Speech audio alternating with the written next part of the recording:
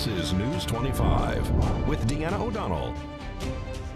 News 25, local news you can count on. News is brought to you by J.K. Nelson Law. Call 727-9900 today for your free consultation. If you need a lawyer, you need Nelson. Welcome and thank you for joining us here on KPVM TV and Ace Country Radio's News 25. I'm Deanna O'Donnell. It's Friday, July 16th. Well, an early morning fire destroys a motorhome at Nevada Treasure RV Resort here in Pahrump. Luckily, a person inside at the time was able to escape without injury. Just before 6, we were dispatched a report of a structure fire at Treasure's RV Park. As crews were responding, we noticed a large smoke column developing in the area. As Engine 5 arrived on location, they found a Class A motorhome that had advanced fire conditions toward the front of the vehicle. There were no immediate exposures on either side as the unit was isolated on the west side of the park. Crews commenced a defensive exterior attack, quickly knocked down the main body of fire with no extension. They conducted what we call primary and secondary searches, which means we go into the structure, look to make sure everybody's out. It was deemed that everyone was safely out. We located the occupant, at least one of the occupants, elsewhere in the park. The other one was on their way to work. He returned, and we determined that most likely this is going to be an accidental fire. Could not rule out an electrical problem at the front of the vehicle. We were fortunate today. There was no wind, so the conditions were right. The unit was isolated. There was no immediate exposures on either side or to the rear of it. And quite frankly, the fact that the sole occupant who was in the vehicle at the time safely egressed out with no injuries. She had to exit in the area of origin, and it's amazing that there was no injuries. Nearly 100 elite runners from around the world are preparing for one of the toughest marathons anywhere. The Badwater 135 World Championship starts Monday, right in our own backyard in Death Valley National Park. Widely recognized as the world's toughest foot race, the Invitational Badwater 135 is the most demanding and extreme running race on the planet. 84 of the world's toughest athletes will compete against one another and the elements on a grueling 135-mile trek non-stop from Death Valley to Mount Whitney, California. The race starts Monday evening, July 19th. Runners will leave in 3 waves from Badwater Basin, the lowest elevation in North America, at 280 feet below sea level. From there, they'll travel through places like Mushroom Rock, Furnace Creek, Stovepipe Wells, Darwin, and Lone Pine, and reach altitudes as high as 8,360 feet before reaching the finish line at Whitney Portal, the trailhead to the Mount Whitney summit, the highest point in the contiguous United States. Death Valley National Park plays a prominent role in the race, and Park Superintendent Mike Reynolds says they're happy to welcome back the event and its world-class runners. I want to welcome all of the runners, supporters, family, and event staff back to Death Valley National Park. Super exciting to have you guys back this year for the Badwater Ultra Marathon. The park rangers and I that work here at Death Valley are honored that you guys would have your event back here again this year. Everything you see while you're running through here is part of the park. It's a tremendous place to experience solitude, wilderness, great place for adventure. So one of the things I'd like you to do is think about coming back in the future and experiencing the park as either a camper or a hiker exploring some of the mining history. And I can tell you as a runner, this is a great place to run, even if you take a running vacation, because there's lots of different places you can explore here. Race organizers say they expect this year's winners to finish in near record time. The average time to run the 135 miles is about 40 hours. The overall time limit is 48 hours. And for those who finish in less than 48 hours, their reward is the coveted Badwater 135 belt buckle, referred to as the holy grail of ultra running. There is no prize money. The 84 runners in the 2021 Badwater 135 represent 17 countries and 29 American states and territories. There are 24 women and 60 men, ranging in age from 28 to 76. The Badwater 135 is in its 44th year. Last year's event was canceled at the last minute due to the pandemic. For more information about this race and other Badwater events, just go online to badwater.com. Thanks so much, Brad Francis, for that report. Well, a Washoe County Sheriff's Office is reporting that a Reno dental office employee has been arrested after breaking into the dental office after hours and stealing a large amount of cash and checks. 42-year-old Laurel Eck is facing charges of commercial burglary, conspiracy, and performing a procedure without a license. The Sheriff's Office detectives say that on May 3rd, deputies responded to that Sun Valley dental office for an after-hours alarm call. Deputies found a back door ajar and a back window broken. After the business was cleared by K-9 deputies, it was discovered that only a cash drawer was disturbed. Almost $23,000 was stolen. During the investigation, detectives identified Eck as the person of interest in planning and the execution of that commercial burglary. They also learned that Eck had performed 13 tooth extractions at an earlier date on a person at one time. They say Eck admitted to the multiple people, including detectives, that she performed that dental procedure and used anesthetic disposed of by the dental office. With the assistance of the Nevada Department of Public Safety, Parole and Probation Division, Eck was ultimately interviewed and arrested on July 14th.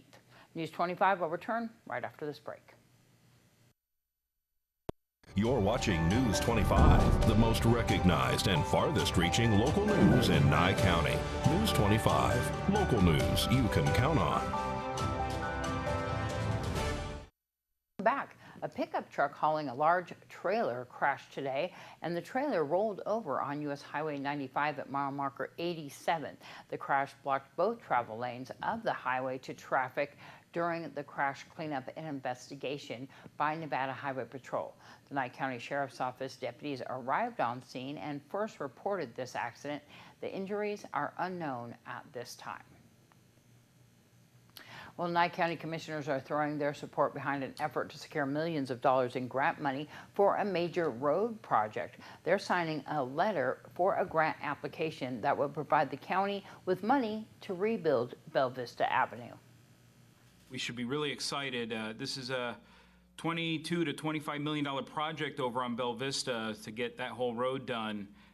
We'll have a piece of it that we're chipping in, but the bulk of it is going to be paid for by this program. We're looking to get some federal support for it, and it's actually pretty amazing that we actually have two grant entries into this. They've broken it down to that, so I think we're getting some real serious consideration given our road funds and the kind of finances we have to improve roads. This will be a huge win for the people here.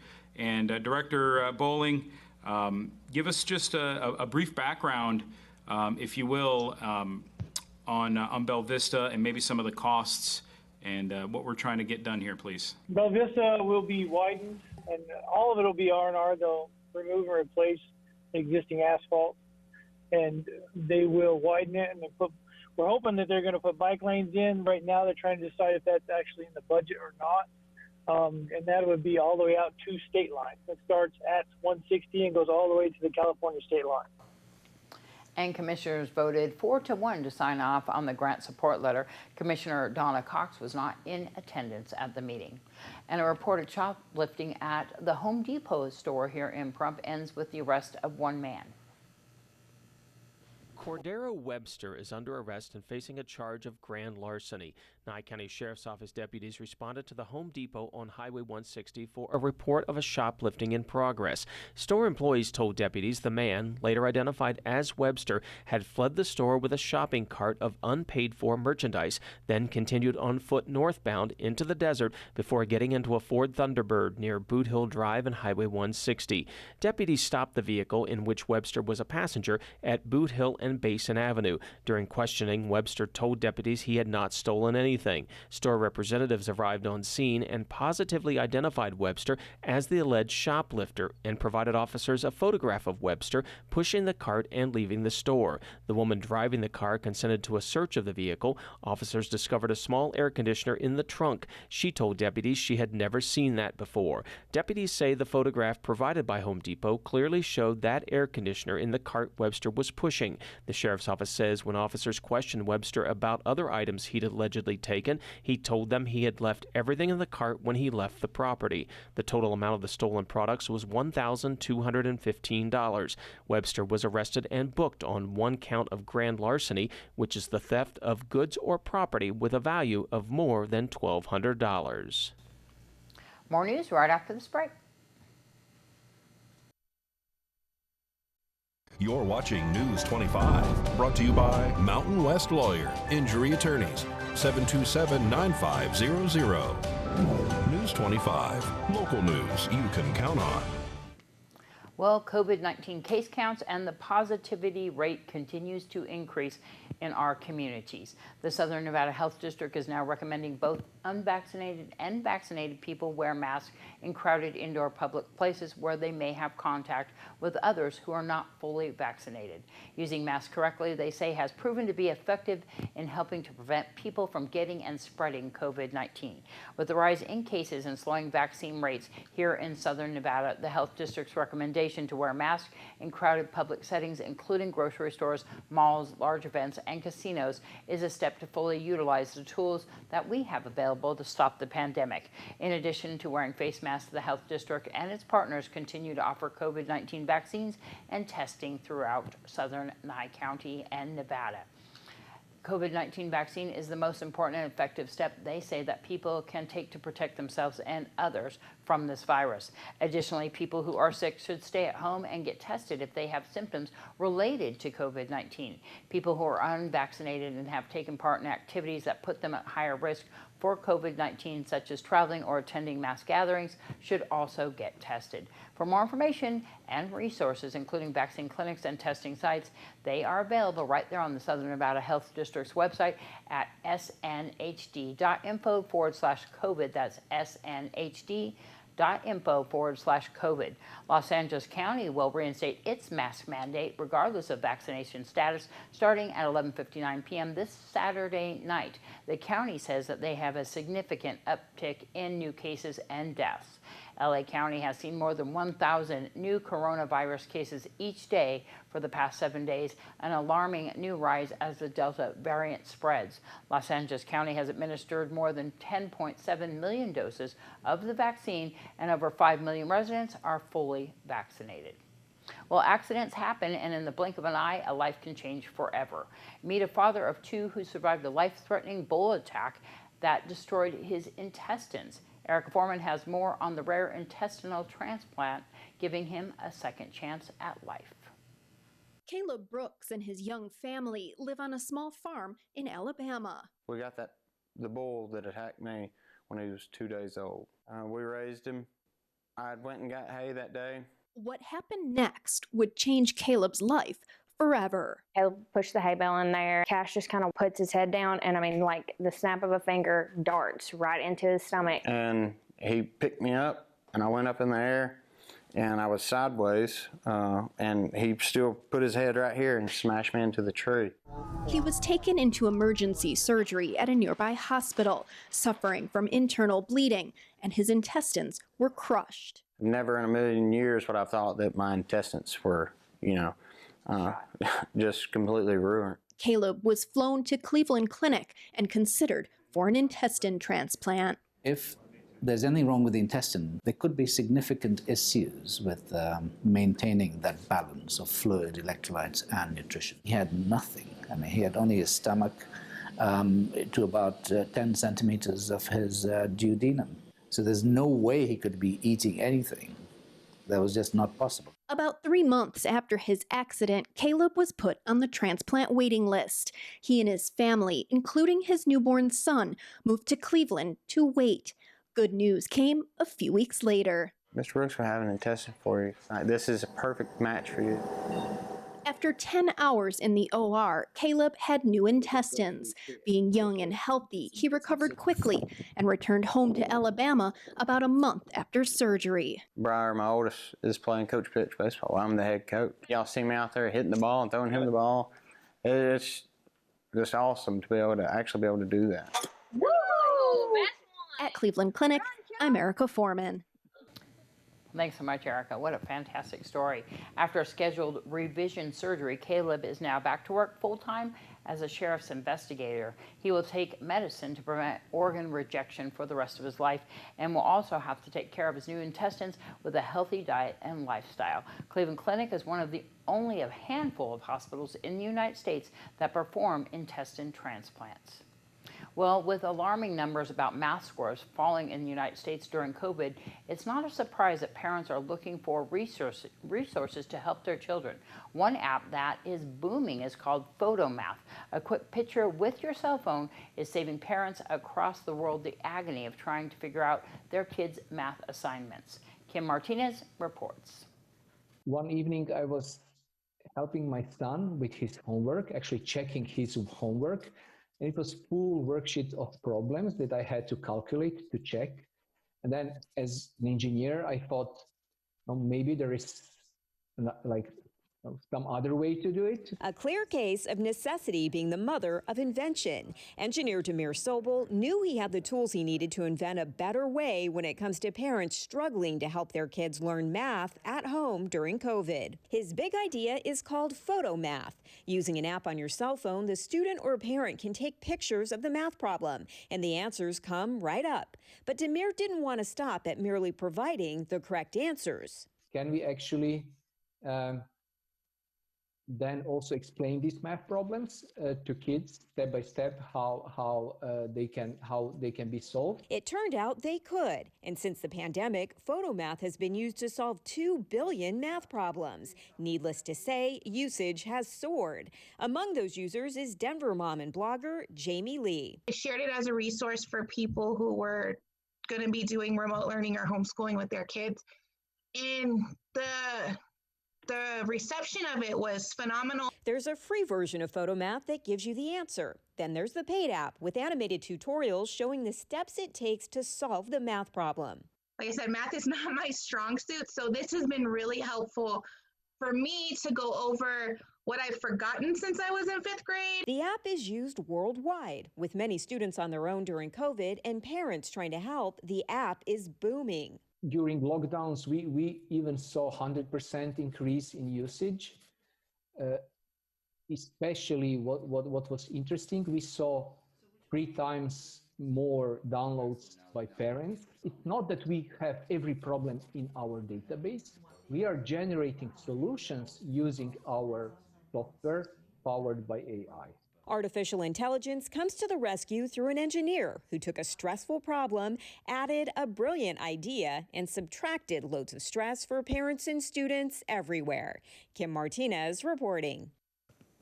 Thanks so much, Kim. Well, to find out more about PhotoMath, you can check out them by going to your app store, and there is both a free and paid version. News 25 WeatherCam is brought to you by Lerner and Rowe Injury Attorney's Office in Pahrump. In a wreck, need a check? Call 702-877-1500. Hi, it's John Kohler staring out the KPVM weather window. Not a cloud in the sky over Nye County except for this guy right here.